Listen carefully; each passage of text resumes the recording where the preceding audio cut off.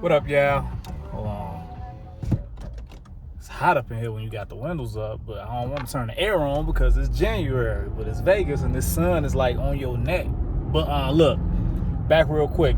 I don't know if y'all been following the Big Scarr situation. Big Scarr, he a Memphis rapper that was signed to Gucci Mane.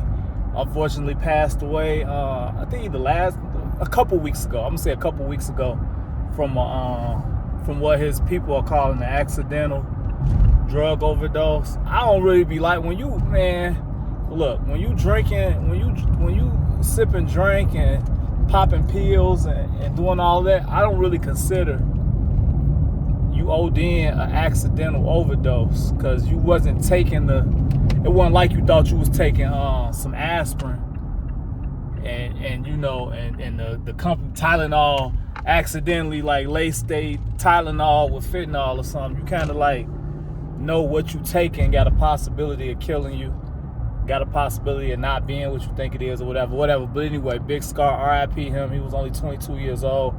Again, I be telling y'all, the frontal lobe ain't even developed to you like 26, 27. So decision making and rationale and stuff like that, it don't even really like exist in people under that age for the most part. But the family been going hard. It started off with his brother, or I'm guessing somebody like his brother, not his blood brother, basically saying Gucci said he was gonna pay for the funeral and didn't pay for the funeral. Man, it's hot up in here.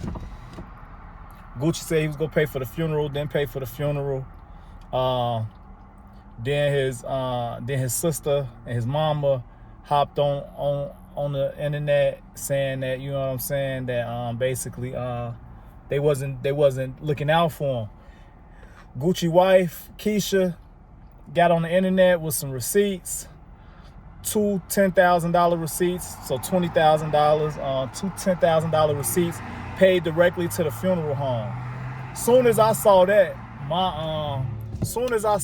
my thoughts was they really salty that he sent the money to the funeral home and not them.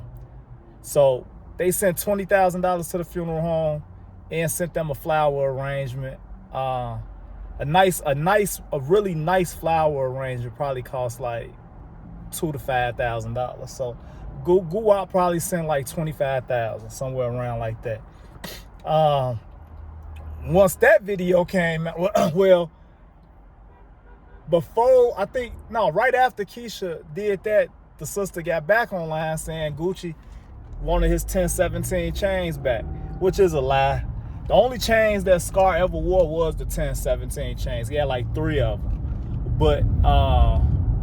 but they only seem to be talking about 1. So maybe the pictures was just taken with 3, but he only maybe owned 1 or whatever. Guwap in his camp said he ain't never asked for no chains back. I don't believe that either. From the look of that chain, I mean, it was probably a bunch of 1017 pieces that he got made. He probably got sitting in the crib. They probably no more than like 10,000 a piece. 10,000 ain't a drop in the bucket, but it ain't nothing to ask for when your artist die. Now, the funeral, after the receipts got dropped, the sister got back online saying that basically, yeah, they sent 20,000, but the funeral was 60. So basically, like, she stuck with her thing, like Gucci ain't do nothing, he ain't do nothing. What's 20 to 60?